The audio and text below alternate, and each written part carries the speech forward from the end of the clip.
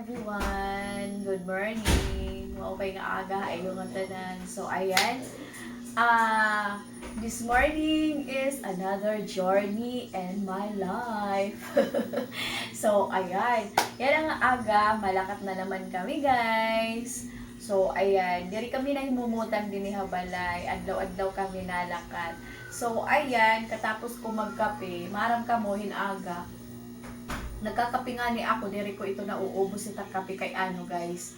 Kay kaagad kami nalakat, makagkape ako guti ayla, makainom ako guti ayla kay ano, kay kinahanglan kumarigo ako dayon, tapos malakat na kay yan na nga adlaw makadto kami ha magsaysay kay pabuhos na naman guys dito ang first floor, di ba pinakita ko nga iyo guys ang first floor na kulang pa 20 nga bakal.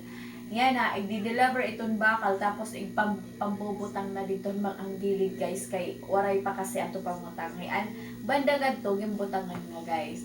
So ayan, kakulop ang nagwa-wirings. Na-disappointed na nakasawa guys kay aga pala kami malakat din kakulop, alas 7 palahan aga. Tapos nagkakalakat na kami guys. Nakato na kami sa sasakyan. Haroy guys kay waray umandar ang sasakyan kay naubusan aw na nagmaraan battery. So ayan, nagkarkalisang kami kakulop guys kay alas 7 pala kami nalakat. Tapos nakalakad kami din ni alas 10 na. Alas 10 or alas 11 nahan aga. So ayan, ang mga nagwa-wiring naginulat ha amon guys. So tapos ang pintuan nga amon ginihinulat waray umulpot kakulop mo pay na lang waray umulpot siguro today. Oo. So siguro yan nga adlaw maulpot an kuan kay ang pintuan aw an kuan guys in nga han gimbutangan han kuan ang porman gimbutang niya ditang pintuan nang girimang gudiya. So takay nakikita nan akon asawa ginpatanggal. So ayan, gintanggal naman na aton foreman kay maram ka mo guys it amon foreman buutan manggod ngan ano ya guys kilalang kilala di daha amon barangay. Oo, so ayan guys yan ang adlaw makadto kami maaga kami yan ang adto nga magsaysay kay pabuhos. So ayan guys, sabi nga ng mga trabahador doon kung magdadagdag daw ng labor. Sabi ko naman wag na magdagdag ng labor kasi diyan lang naman sa baba yung bubuhusan. Kayang-kaya na nila yun kasi 19 katao naman sila, di ba? So ayan. So alam nyo guys, malaki na talaga yung nagagastos namin sa bahay namin. So kailangan magtipid-tipid. Tapos pag natapos guys sa first floor, pag natapos na lahat yan, pag nakalipat kami, talaga naman magbabawas kami ng tao. Oo, magbabawas kami ng 3 skills. Yung bago na kinuha guys na skills na 3 kasi ano lang sila 16 lang sila, tapos kumuha kami ng 3 skills kasi minamadali kasi sa first floor guys. So kumuha kami ng 3, kumuha yung foreman ng 3. So sabi ko okay sige, kumuha ng 3. So ngayon kasi pag natapos na yon, ibabawas namin yung 3 skills na yon. Oo. At saka pag papunta na sa taas, talaga naman magbabawas din kami ng labor, magbabawas din na kami ng hindi kailangan. Yung may mga skills, yung maiiwan. Oo. Kasi nga guys, sabi pa nga, ako, kahit hindi ako yung gumagastos ng pera guys, kasi wala naman talaga akong pera, yung asawa ko yung may pera guys. Nararamdaman ko kung anong hirap yung ng asawa ko. Kasi kahit naman yan sabihin natin na foreigner, maraming pera, nauubusan din yan sila guys. Oo, kasi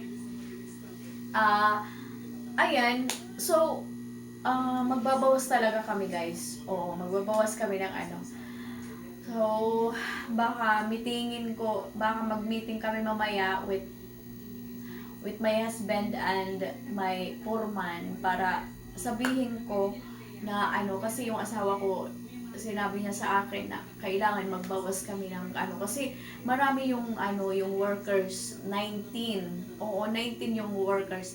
Kaya lang naman kami nagdagdag ng ganun guys, kasi nahikaliwat kami guys ngadto. So kailangan kasi matapos ma-finish baba, kasi nahikaliwat kami guys, kasi yung asawa ko nahihirapan siya ng ano, pupunta kami doon, uuwi naman, pupunta. Mahirap talaga. Kahit nga ako guys na hindi ako nagdra-drive, nahihirapan ako. Pagdating namin dito, kahit nakaupo lang ako sa sasakyan, talaga nga naman napapagod ako. Lalo na yung asawa ko, nagdra-drive siya. Oo. So, ayan guys, kaya mag-aano talaga kami. Oo. Nafe-feel ko yung nararamdaman ng asawa ko. So, alam nyo ba guys na malaki na yung gastos namin sa bahay na yan. Dito pa lang sa baba yung matatapos. Tapos, how about the second floor, third floor?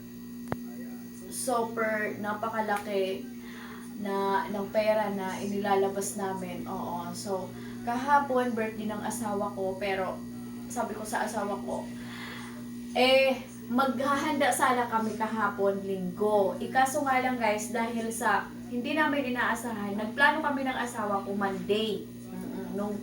Nung last Monday, nagplano kami na yung birthday niya, maghahanda kami, magluluto siya, gano'n. Bibili kami ng cake o para sa kanya. So, nung dumating ang Friday, kasi yung foreman namin, sabi niya magpapabuhos daw sa third floor.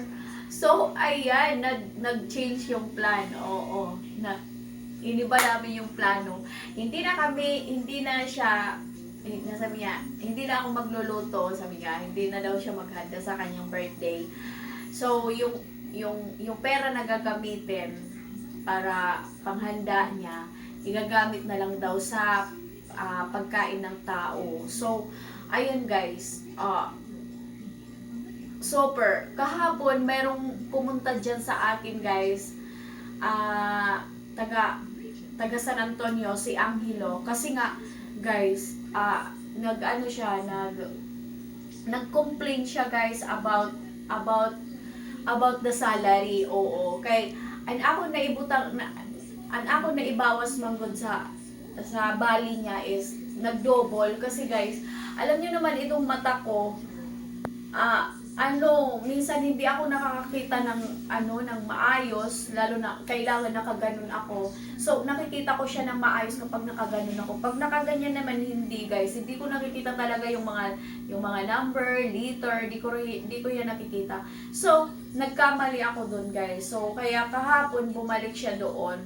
Plus pa, masakit na yung ulo ko kasi nga ang daming tao na, 36 tao guys yung sinahuran ko, plus pa yung mga overtime nila, ang lalaki ng mga overtime nila. So, yun, ano talaga ako, nahilo,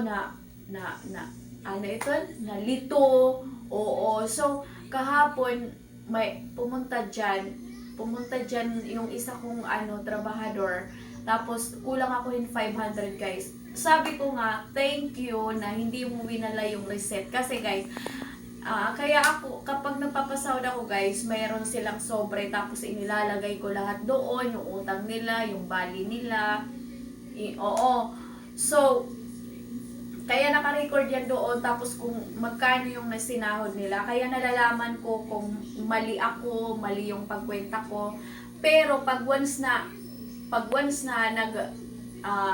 nag-complain sila, pumunta sila sa akin, tapos nag-complain sila, tapos yung sobre, yung receipt, wala, hindi nila ipakita, hindi ko yun guys. Kasi nung nakaraan din araw, mayroon din nag-complain sa akin. Sabi niya kulang daw ng 500 yung pasahod ko. Sabi ko nasaan na yung kay para kwentahin ko. Wala siyang ipinakita, kaya hindi ako nagbigay ng pera. Tapos guys, yung iba naman hindi sila nagpeperma. Kaya pag once na hindi sila nagpeperma guys, hindi ko sila nabibigyan ng salary. Kasi nga binabase ko doon sa perma. Oo, yung perma nila. Kapag hindi ka nagperma doon, wala. wala akong ibibigay na salary sa'yo kahit pumasok ka pa.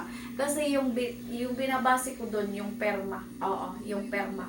So, ayan guys, ganun. Oo, so, alam nyo ba guys, na super ang hirap talaga pala ng ganito, ano. Kasi ngayon ko pa lang to na-experience na magpapalagbok ka, ano ka talaga, magkukwenta, tapos mga overtime nila, ikukwenta mo pa, i-add mo. Basta nahihirapan ako. Yung utak ko guys na nagagamit dahil nagagamit sa ganitong ano, oo. So, ayan guys, tignan nyo, hindi pa nga ako nagsuklay, kagigising ko pa lang. So, ayan, aalis na naman kami ngayong umaga. So, ayan guys, hanggang dito na lang yung aking video for today, this morning. So, ayan, tapos, mamaya, ipapakita ko sa inyo doon sa Magsaysay pag nandoon na ako. Magla-live ako guys. So, ayan guys, bye-bye sa inyong lahat.